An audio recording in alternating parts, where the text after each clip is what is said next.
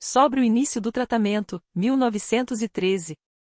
Quem quiser aprender o nobre jogo de xadrez a partir de livros logo irá se dar conta de que apenas as jogadas de abertura e as jogadas finais permitem uma representação exaustiva, enquanto a enorme variedade das jogadas que começam a partir da abertura acaba frustrando tal representação.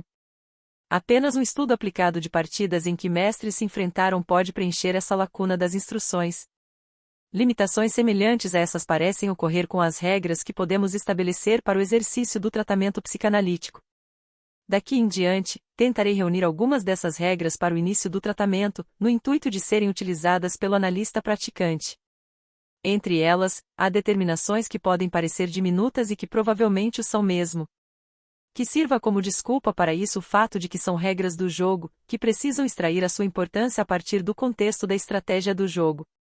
Mas faço bem em apresentar essas regras como recomendações, não querendo advogar para elas uma obrigatoriedade absoluta. A diversidade extraordinária das constelações psíquicas em questão, a plasticidade de todos os processos anímicos e a riqueza de fatores determinantes também se opõem a uma mecanização da técnica e permitem que um procedimento usualmente justificado por vezes se torne sem efeito, assim como um procedimento costumeiramente errôneo algumas vezes possa levar ao objetivo esperado. No entanto, essas condições não impedem que se estabeleça uma postura razoavelmente adequada do médico há anos. Já apontei em outro local as indicações mais importantes para a seleção dos pacientes. Por isso, não as repetirei aqui. Nesse meio tempo, elas tiveram a aprovação de outros psicanalistas. Mas acrescento aqui que desde então me acostumei a aceitar, de início apenas provisoriamente, por 1-2 semanas, pacientes dos quais pouco sei. Se durante esse período ocorrer uma interrupção, poupamos ao doente a impressão desagradável de uma tentativa fracassada de cura. O que se fez foi apenas uma sondagem para conhecer o caso e para decidir se é adequado à psicanálise. Não temos à disposição outro tipo de avaliação além desse ensaio, nem mesmo longas conversas e perguntas aos pacientes durante a sessão seriam um substituto para tanto. Mas esse ensaio prévio já é o início da psicanálise e deverá seguir as suas regras. Podemos, por exemplo, mantê-la separada, na medida em que deixamos principalmente o paciente falar e não lhe prestamos esclarecimentos além daqueles imprescindíveis à continuidade de sua narração. O início do tratamento com esse período probatório estipulado em algumas semanas, aliás, também tem uma motivação diagnóstica. Muitas vezes, quando estamos diante de uma neurose com sintomas histéricos ou obsessivos sem manifestação excessiva e de curta duração, ou seja, justamente aquelas formas que seriam vistas como adequadas ao tratamento, precisamos dar espaço para nos questionarmos se o caso não corresponde a um estágio prévio de uma chamada dementia praecox, esquizofrenia segundo Breuer, parafrenia segundo a minha proposta, e que depois de um período breve ou mais longo evidenciará um quadro mais claro dessa afecção. Eu contesto quando dizem que é sempre fácil estabelecer a diferença. Sei que há psiquiatras que oscilam mais raramente ao estabelecerem o diagnóstico diferencial, mas eu me convenci de que eles também se equivocam com a mesma frequência. Ocorre que o erro é mais carregado de consequências para o psicanalista do que para o chamado psiquiatra clínico. Pois este último nem em um caso nem no outro empreende algo frutífero, ele apenas corre o risco de cometer um erro teórico, e o seu diagnóstico tem apenas interesse acadêmico. Mas o psicanalista, em um caso desfavorável, terá cometido uma falha prática e causado um esforço inócuo, desacreditando o seu processo de cura. Ele não pode manter a sua promessa de cura se o doente não sofrer de histeria ou neurose obsessiva, mas sim de parafrenia, e, por isso, terá fortes razões para evitar o erro no diagnóstico. Em um tratamento probatório de algumas semanas, ele muitas vezes irá ter percepções e suspeitas que o levem a não continuar a experiência. Infelizmente, não posso afirmar que tal experiência regularmente possibilite uma decisão segura, é apenas uma boa precaução suplementar. Longas conversas prévias antes do início do tratamento analítico, uma terapia de outro tipo feita anteriormente, assim como um conhecimento anterior do futuro analisando por parte do médico tem certas consequências desvantajosas, para as quais precisamos estar preparados. É que elas fazem com que o paciente se coloque diante do médico com uma postura preconcebida em relação à transferência, que o médico precisará desvendar aos poucos, em vez de ter a oportunidade de observar desde o início o crescimento e o devir da transferência. Dessa forma, o paciente estará na dianteira durante um determinado período, vantagem que não gostamos de lhe conceder durante o tratamento. Desconfiemos de todos aqueles que querem começar o tratamento com um adiamento. A experiência nos mostra que após decorrido o prazo acordado eles não aparecem, mesmo quando a motivação desse adiamento, ou seja, a racionalização do propósito, pareça impecável ao não iniciado. Dificuldades específicas surgem quando entre o médico e o paciente que começa a análise ou entre as famílias de ambos em algum momento houve relações sociais ou de amizade. O psicanalista do qual se exige que trate da esposa ou do filho de um amigo deve se preparar para o fato de que esse empreendimento, não importando o resultado final, custar-lhe a amizade. É ele quem terá de fazer o sacrifício, no caso de não conseguir ser um substituto confiável. Tanto leigos quanto médicos que ainda gostam de confundir a psicanálise com um tratamento baseado em sugestão costumam dar grande valor à expectativa que o paciente tem em relação ao novo tratamento. Eles acreditam, muitas vezes, que não iremos ter muito trabalho com um paciente caso ele tenha grande confiança na psicanálise, estando convencido de sua verdade e de sua capacidade efetiva. Outro paciente possivelmente dará mais trabalho, pois tem uma postura cética e não acredita em nada antes de perceber o sucesso em si próprio. Mas na verdade, essa postura dos pacientes tem muito pouca importância, sua confiança ou desconfiança provisória são pouco relevantes diante das resistências internas que ancoram a neurose.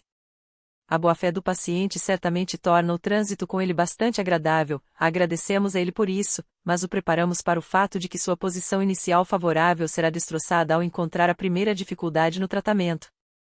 Ao cético, dizemos que a análise não precisa de confiança, que ele pode ser crítico e desconfiado à vontade, que não colocaremos a sua posição na conta de seu juízo, pois ele não está em condições de formar um juízo confiável acerca desses pontos, sua desconfiança é justamente um sintoma, assim como seus outros sintomas, e não será incômodo se ele apenas seguir de modo consciencioso aquilo que a regra do tratamento exigir dele. Quem estiver familiarizado com a natureza da neurose não ficará espantado ao ouvir que mesmo aquele que tem total capacidade de psicanalizar os outros pode se comportar como outro mortal qualquer, podendo produzir as mais intensas resistências assim que ele mesmo for transformado em objeto da psicanálise.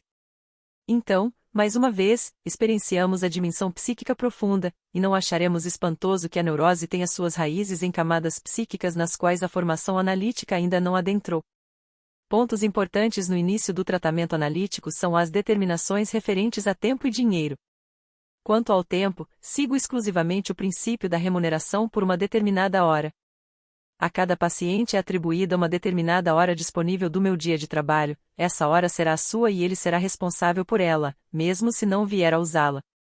Essa determinação, que parece óbvia em nossa boa sociedade para o professor de música ou de idiomas, no caso do médico pode parecer dura ou mesmo indigna de sua função.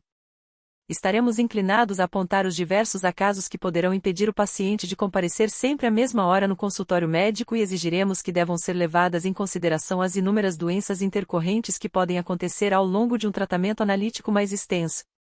No entanto, a minha resposta é: não há outro jeito. No caso de uma prática mais complacente, os cancelamentos eventuais acabam se acumulando tanto que o médico verá sua existência material ameaçada. Se nos ativermos estritamente àquela determinação, no entanto, verificamos que há casos que impedem a presença são inexistentes, e as doenças intercorrentes, muito raras.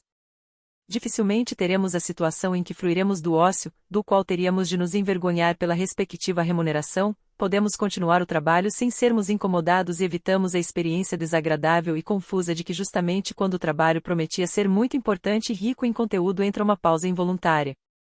Só nos convencemos plenamente da importância do fator psicogênico no cotidiano das pessoas, da frequência das doenças escolares e da nulidade do acaso quando praticamos a psicanálise durante anos, seguindo estritamente o princípio da remuneração por hora.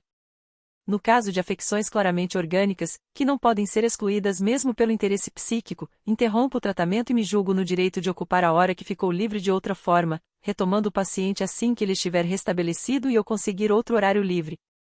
Trabalho com os meus pacientes diariamente, à exceção dos domingos e dos feriados, ou seja, normalmente 6 vezes por semana. Para casos leves ou continuações de tratamentos já bastante avançados, são suficientes 3 horas por semana. Do contrário, limitações de tempo não trarão vantagens nem para o médico nem para o paciente e, no início, elas deverão ser totalmente descartadas. Já com breves interrupções o trabalho sempre fica um pouco prejudicado, costumávamos brincar, falando de uma crosta de segunda-feira, quando após o descanso do domingo começamos do início, no caso de um trabalho mais espaçado, corre-se o risco de não acompanhar a vivência real do paciente, de que o tratamento perca o contato com a realidade, sendo conduzido para desvios. Ocasionalmente, também encontramos doentes aos quais precisamos dedicar mais tempo do que a média de 1 hora, porque eles gastam a maior parte dessa hora para se extroverter e tornar-se comunicativos. Uma questão incômoda para o médico e que o paciente logo no início lhe coloca é a seguinte: quanto tempo irá durar o tratamento? Quanto tempo o senhor precisa para me libertar do meu sofrimento? Se tiver sido sugerido um tratamento probatório de algumas semanas, o médico exime-se de uma resposta direta a essa pergunta, na medida em que promete dar uma declaração mais confiável depois de decorrido o período probatório.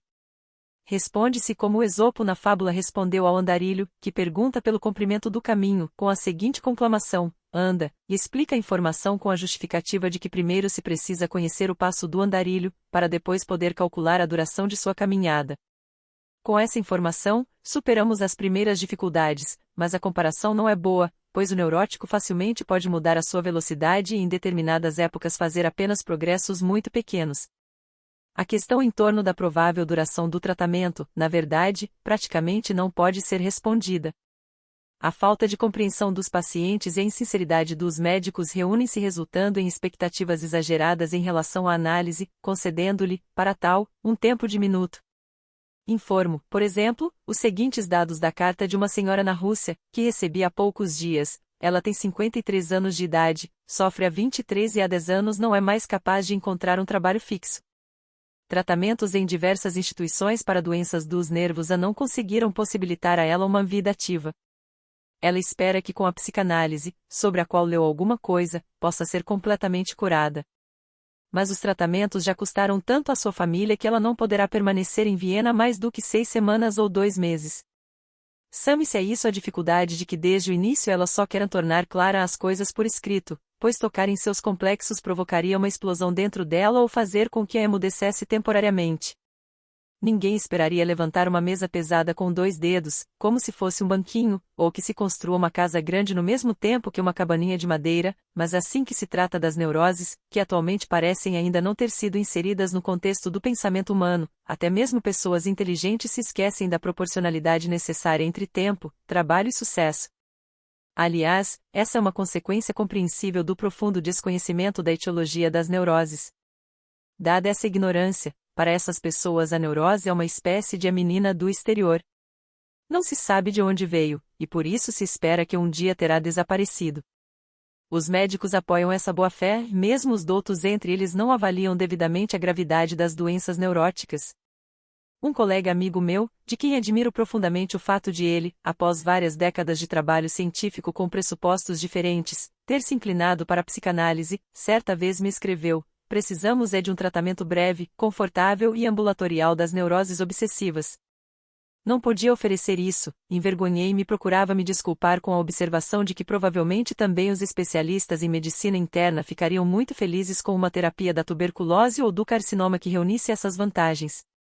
Dizendo de uma forma mais direta, na psicanálise, trata-se sempre de longos períodos de tempo, semestres ou anos inteiros, sempre períodos mais longos do que aqueles esperados pelo paciente.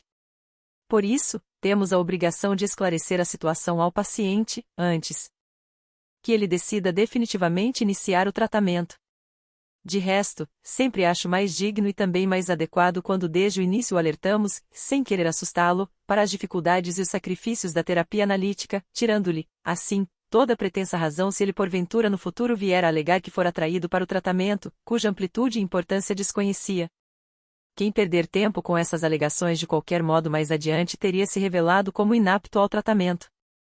É bom fazer uma seleção assim antes do início do tratamento. Com o progresso do esclarecimento dos pacientes, cresce o número daqueles que são aprovados nessa primeira prova. Recuso-me a obrigar os pacientes a perseverarem no tratamento durante um determinado período e faculto a todos interromperem o tratamento quando lhes aprouver, mas não escondo deles que uma interrupção depois de um curto período de tempo não terá sucesso algum, e que isso facilmente poderá colocá-los numa situação insatisfatória, tal como de uma cirurgia não concluída. Nos primeiros anos de minha atividade psicanalítica, tive a maior dificuldade em motivar os meus doentes a ficar, essa dificuldade há muito tempo se trasladou, agora, preciso me esforçar, angustiado, para encorajá-los a parar. O encurtamento do tratamento analítico é um desejo justificado, cuja realização, como ouviremos adiante, é buscada por meio de diversos caminhos. Infelizmente, há um impedimento, um fator muito importante, que é o vagar com que as transformações psíquicas profundas transcorrem, em última análise, provavelmente a atemporalidade de nossos processos conscientes. Quando os pacientes são colocados diante da dificuldade do grande empenho de tempo para análise, não raro eles sugerem um certo expediente de informação. Eles subdividem os seus problemas naqueles que lhes parecem insuportáveis e os que descrevem como secundários, dizendo: se o Senhor me livrar apenas de um, por exemplo, da dor de cabeça, de determinada angústia, eu mesmo me viro com o outro em minha vida. No entanto, com isso eles supervalorizam o poder eletivo da análise. Certamente, o médico analista consegue muito, mas ele não consegue determinar ao certo o que lhe trará à tona. Ele introduz um processo, que é o da dissolução dos recalques existentes, ele pode supervisioná-lo, estimulá-lo, tirar obstáculos do caminho, e certamente pode também estragá-lo em larga medida. Mas em geral o processo, uma vez iniciado, acaba seguindo o seu próprio caminho e não permite que lhe sejam impostas nem a direção nem a sequência dos pontos que ele irá atacar. Portanto, o poder do analista sobre as manifestações da doença coloca-se mais ou menos na mesma situação da potência masculina. O mais forte dos homens pode, é verdade, gerar uma criança inteira, mas não pode fazer com que no ventre feminino surja uma cabeça apenas, um braço ou uma perna, ele nem mesmo tem o poder de definir o sexo da criança. Ele justamente apenas inicia um processo altamente intricado e determinado por acontecimentos antigos, que termina com a separação entre a mãe e a criança. Também a neurose de uma pessoa possui as características de um organismo, suas manifestações parciais não são independentes umas das outras, elas se condicionam mutuamente, costumam apoiar-se, sempre se sofre de apenas uma neurose, não de várias que por acaso se encontraram em um indivíduo. O doente a quem libertamos, conforme seu pedido, de um sintoma insuportável facilmente poderia fazer a experiência de que um sintoma até então leve se potencializa até atingir o insuportável. Aliás, quem quiser dissociar ao máximo o sucesso de suas condições sugestivas, isto é, condições de transferência, fará bem em renunciar também aos resquícios de influência seletiva sobre o resultado terapêutico, que são direito do médico. Para o psicanalista, os melhores pacientes são aqueles que exigem dele a saúde plena, desde que ela seja possível, colocando à sua disposição o tempo necessário ao processo de restabelecimento. Evidentemente, são poucos os casos que oferecem condições tão favoráveis. O próximo ponto que deve ser decidido no início de um tratamento é o dinheiro, os honorários do médico. O analista não contesta que o dinheiro, em primeira linha, deva ser visto como meio de sustento de si próprio e de aquisição de poder, mas ele afirma que há poderosos fatores sexuais que participam da apreciação do dinheiro. Então, ele poderá se apoiar no fato de que assuntos que envolvem dinheiro são tratados na cultura pelos homens de forma muito semelhante a como tratam coisas sexuais, com as mesmas dubiedades, pudicidade e hipocrisia. Ou seja, desde o início ele está decidido a não participar disso, mas a tratar de questões financeiras diante do paciente com a mesma e óbvia honestidade para a qual ele quer educá-lo em relação à vida sexual. Prova-lhe que ele próprio abdicou de uma falsa vergonha, informando-lhe, sem ser perguntado, como ele avalia o seu tempo. A sabedoria humana impõe, então, que não se deixem acumular grandes quantias, mas que se estipule o pagamento em períodos de tempo mais curtos e regulares, por exemplo, mensalmente. Como se sabe, não melhoramos a apreciação do tratamento por parte do paciente se cobrarmos muito pouco. Essa não é, como sabemos, a praxis comum do neurologista ou do internista na nossa sociedade europeia. Mas o psicanalista pode se colocar na mesma situação do cirurgião, que é sincero e cobra caro, pois ele dispõe de tratamentos que podem ajudar. Creio ser mais digno e eticamente mais inquestionável professar suas verdadeiras metas e necessidades do que, como ainda hoje é usual entre médicos, mostrar-se um altruísta filantropo, cuja situação não lhe condiz, e intimamente se irritar com a falta de consideração e a necessidade de exploração por parte do paciente, ou ainda vociferar quanto a isso. Pelo seu direito a pagamento, o analista ainda saberá fazer valer o argumento de que, mesmo com trabalho pesado, ele nunca receberá tanto quanto outros médicos especialistas. Pelos mesmos motivos, ele pode recusar o tratamento não remunerado, não fazendo exceções para colegas ou parentes. Essa última exigência parece contrariar o coleguismo médico, mas lembre-se de que um tratamento grátis significa muito mais para um psicanalista do que para qualquer outro, que é a subtração de uma significativa fração de seu tempo de trabalho remunerado, uma oitava, uma sétima parte e assemelhados, ao longo de vários meses. Um segundo tratamento grátis, concomitante, já lhe rouba um quarto ou um terço de sua capacidade de remuneração, o que seria equiparável ao efeito de um grave acidente traumático. Perguntamos, então, se a vantagem para o paciente compensa de alguma forma o sacrifício do médico. Eu certamente tenho direito de emitir um juízo a respeito, pois durante cerca de 10 anos dediquei às vezes 2 horas diárias a tratamentos gratuitos, porque, para fins de orientação na neurose, eu queria trabalhar com o mínimo de resistência possível. Nesse contexto, não encontrei as vantagens que procurava. Algumas das resistências dos neuróticos aumentam enormemente no tratamento gratuito, assim como na mulher jovem aumenta a tentação contida na relação transferencial, e no homem jovem a resistência contra a obrigação à gratidão. Oriunda do complexo paterno, que faz parte das mais resistentes dificuldades no auxílio médico. A ausência da regulação que se dá a partir do pagamento ao médico se faz presente de uma forma muito desconcertante, a relação distância-se do mundo real, é tirado do paciente um bom motivo para se empenhar pelo fim do tratamento. Pode-se estar bem distante da condenação ascética do dinheiro e, mesmo assim, lamentar que a terapia analítica fique quase inacessível aos pobres, por motivos tanto externos quanto internos. Há pouco a se fazer contra essa situação. Talvez esteja certa a afirmação, muito disseminada, de que sucumbe menos à neurose aquele que é forçado ao trabalho árduo dadas as necessidades da vida. Mas indiscutivelmente há também a outra experiência de que se o pobre chega a desenvolver uma neurose, só deixa que a tirem dele com muita dificuldade. Ela lhe presta serviços bons demais na luta pela autoafirmação, o lucro secundário da doença que ela lhe traz é muitíssimo significativo. A piedade que as pessoas não mostraram em relação à sua necessidade material ele agora reivindica sob o título de sua neurose e pode, assim, libertar-se ele mesmo da exigência de combater sua pobreza com trabalho.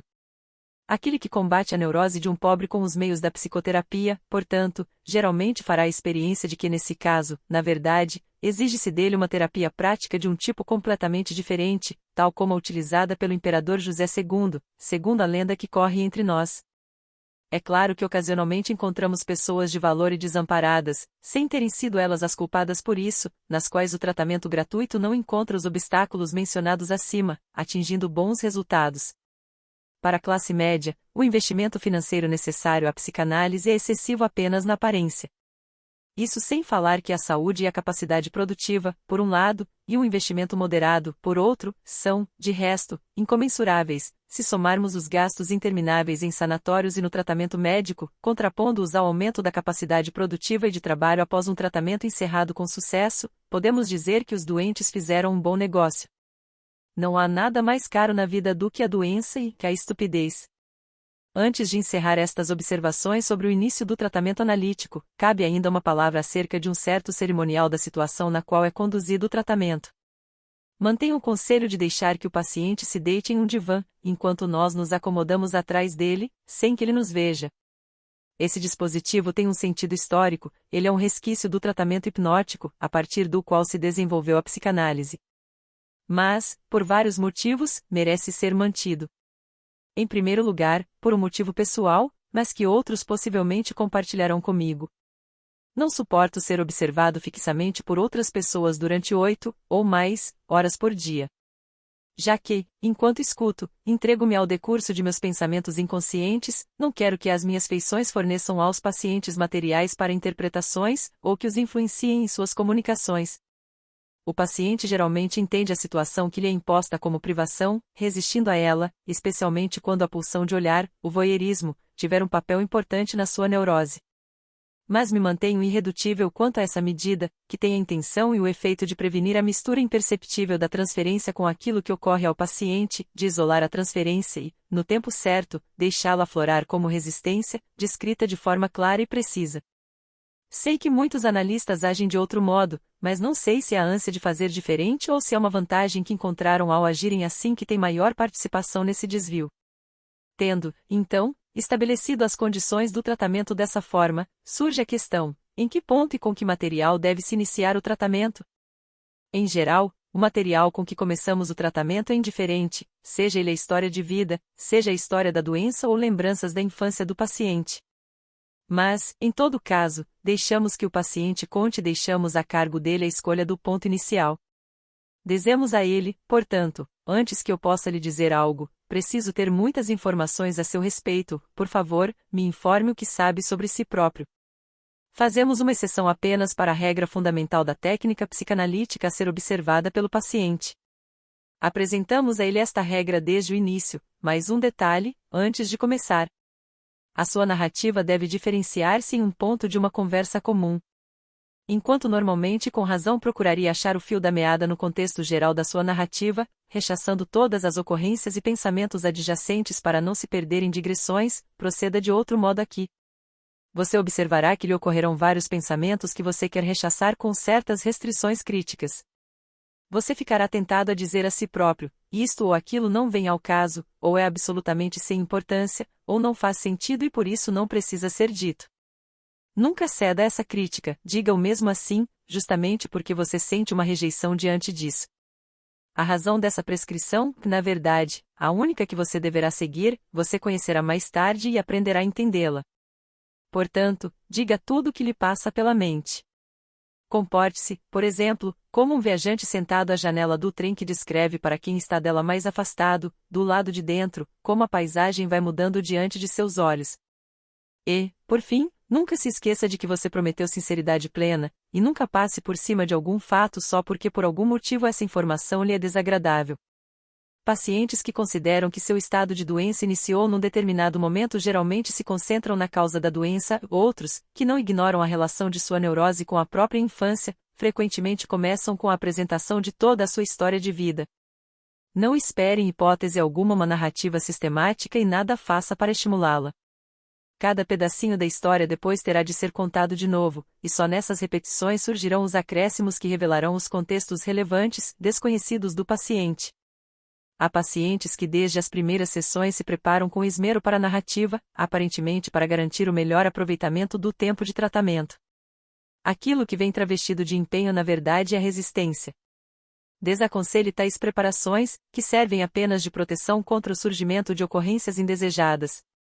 Por maior que seja a sinceridade com que o paciente acredite em sua intenção louvável, não há escapatória, a resistência cobrará o seu quinhão no tipo de preparação intencional e mostrará o seu poder, fazendo com que o material mais precioso escape de ser comunicado. Logo se perceberá que o paciente ainda irá inventar outros métodos para omitir do tratamento aquilo que dele se exige. Por exemplo, irá conversar diariamente com um amigo íntimo sobre o tratamento, inserindo nessa conversa todos os pensamentos que deveriam aflorar na presença do médico. O tratamento, então, terá sofrido um vazamento pelo qual escoa justamente o melhor de tudo. Sendo assim, logo chegará o momento de aconselhar ao paciente que encare o seu tratamento analítico como um assunto que diz respeito apenas ao seu médico e a ele próprio, excluindo todas as outras pessoas, por mais próximas ou curiosas que sejam sobre o assunto. Em estágios posteriores do tratamento, geralmente o paciente acaba não sucumbindo mais a essas tentações. Doentes que queiram manter em sigilo o tratamento, muitas vezes porque também mantiveram em segredo a sua neurose, não terão nenhum obstáculo de minha parte a esse respeito. Evidentemente, é inadmissível que devido a essa reserva alguns dos melhores resultados na cura tornem-se sem efeito no convívio com os outros. A opção dos pacientes pelo sigilo obviamente já evidencia um traço de sua história secreta. Se desde o início incutirmos no paciente a orientação de que ao longo do tratamento ele informe o menor número de pessoas possível a respeito, nós o protegeremos até certo ponto de muitas influências hostis, que tentarão afastá-lo da análise. Tais influências podem se tornar prejudiciais no início do tratamento. Mais adiante, elas geralmente são inócuas ou até mesmo úteis, para trazer à tona resistências que querem permanecer ocultas. Se durante o tratamento analítico o paciente transitoriamente precisar de outra terapia, de ordem clínica geral ou especializada, será muito mais adequado recorrer a um colega não analista do que prestar esse tipo de ajuda por conta própria. Tratamentos combinados, originados por males neuróticos com forte característica orgânica, geralmente são inexequíveis. Os pacientes têm sua atenção desviada do tratamento assim que lhes mostramos mais de um caminho em direção à cura. É preferível transferir o tratamento orgânico para depois do fim do tratamento psíquico. Se começássemos pelo último, na maioria das vezes este não teria sucesso. Voltemos ao início do tratamento. Ocasionalmente, iremos nos deparar com pacientes que começam o tratamento garantindo, em postura de rejeição, que não lhe vem à cabeça nada que possam contar, apesar de estar diante deles toda a área da história de vida e da doença, intocadas. Não ceda ao pedido deles de indicar sobre o que devem falar, nem nessa primeira vez nem nas outras vezes. Tenha em mente o problema a ser enfrentado nesses casos. Há uma forte resistência no primeiro plano, buscando defender a neurose, aceite imediatamente esse desafio e enfrente-o. A garantia, repetida de forma enérgica, de que não há essa ausência de ocorrências no início e que se trata de uma resistência ao tratamento logo levará o paciente a fazer as confissões de que suspeitávamos ou revelará uma primeira parte de seus complexos. É grave ele ter de confessar que, ao ouvir a regra básica, decidiu se reservar o direito de manter para si isto ou aquilo. Menos mal se ele precisar comunicar apenas qual a desconfiança que ele tem diante da análise, ou que tipo de coisas assustadoras ouviu a respeito. Se ele negar essa e outras alternativas que lhe apresentamos, por meio da insistência poderemos forçá-lo à confissão de que deixou de lado certos pensamentos que o intrigam. Ele pensou no próprio tratamento, ou então não pensou em nada específico, ou ainda se deteve na imagem da sala em que se encontra, ou se vê instado a pensar nos objetos presentes na sala em que está, ou pensa no fato de estar no divã, sendo que isso tudo foi substituído pela palavra nada. Essas alusões são compreensíveis, claro, tudo que se associa à situação presente corresponde a uma transferência para o médico, que se revela apropriada para uma resistência. Dessa forma, vemo-nos obrigados a começar com o desvendamento dessa transferência, a partir dela, será rápido encontrarmos o caminho até a entrada do material patogênico do doente. Mulheres que, de acordo com a sua história de vida, estão em alerta para uma agressão sexual e homens com intenso recalcamento de sua homossexualidade são os mais propensos a apresentar, no início da análise, uma tal recusa daquilo que lhes ocorre. Assim como a primeira resistência, também os primeiros sintomas ou os primeiros atos casuais dos pacientes podem demandar um interesse especial, denunciando um complexo que domina a sua neurose. Um jovem filósofo espirituoso, com posições estéticas refinadas, irá se apressar em acertar a dobra da calça antes de se deitar no divã na primeira sessão, ele revela ser um antigo coprófilo de alto requinte, como era de se esperar para o futuro esteta. Na mesma situação, uma jovem apressadamente puxa a bainha de sua saia para encobrir o tornozelo à mostra, com isso, revelou melhor daquilo que mais tarde a análise posterior demonstrará, ou seja, o seu orgulho narcísico da beleza de seu corpo e suas tendências ao exibicionismo. Um grande número de pacientes é reticente em relação à posição que lhes é sugerida, enquanto o médico está sentado atrás deles, sem ser visto, e pedem permissão para fazer o tratamento em outra posição, em geral porque não querem prescindir de olhar para o médico. Em geral, essa permissão não lhes é dada, mas não podemos impedi-los de lograr dizer algumas frases antes do início da sessão ou após o anúncio do seu término, quando se levantam. Assim, eles dividem o tratamento em um segmento oficial, durante o qual geralmente se comportam de modo muito acanhado, e em um segmento aconchegante, em que podem realmente falar livremente e em que comunicam muitas coisas que eles próprios não consideram parte do tratamento. O médico não tolera essa divisão por muito tempo, ele aponta o que foi dito antes ou após a sessão e, a partir da utilização desse material na próxima oportunidade, ele acaba por derrubar o muro de separação que o paciente pretendia erguer. O mesmo muro, por sua vez, é feito do material de uma resistência transferencial. Enquanto as informações e o que ocorre ao paciente se derem sem interrupções, deixe o tema da transferência intocado. Deve-se esperar com esse procedimento, que é dos mais sensíveis, até que a transferência tenha se transformado em resistência. A questão seguinte que se nos apresenta é uma questão de princípios.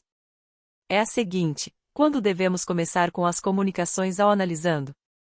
Quando é chegado o momento de desvendar para ele o significado secreto de suas ideias espontâneas, de introduzi-lo nos pressupostos e nos procedimentos técnicos da análise? A resposta a essa pergunta só pode ser uma, não antes de ter se instalado no paciente uma transferência produtiva, um rapport razoável. O primeiro objetivo do tratamento permanece o de atrelá-lo à terapia e à pessoa do médico. Nada mais precisa ser feito além de lhe dar tempo. Se demonstrarmos interesse genuíno, afastarmos cuidadosamente resistências que surgiram inicialmente e evitarmos certos erros de conduta, o próprio paciente irá estabelecer esses laços, associando o médico a uma das imagos daquelas pessoas, das quais estava acostumado a receber carinho. No entanto, podemos desperdiçar esse primeiro sucesso se desde o início adotarmos um ponto de vista diferente da empatia, por exemplo, uma postura moralizante, ou se nos portarmos como representantes ou mandatários de uma parte interessada, do cônjuge, etc. Evidentemente, essa resposta inclui a condenação de um procedimento que pretendia informar ao paciente as traduções de seus sintomas, assim que nós próprios os tenhamos inferido, ou mesmo vislumbrado ali um triunfo especial em jogar na cara dele essas as soluções na primeira sessão.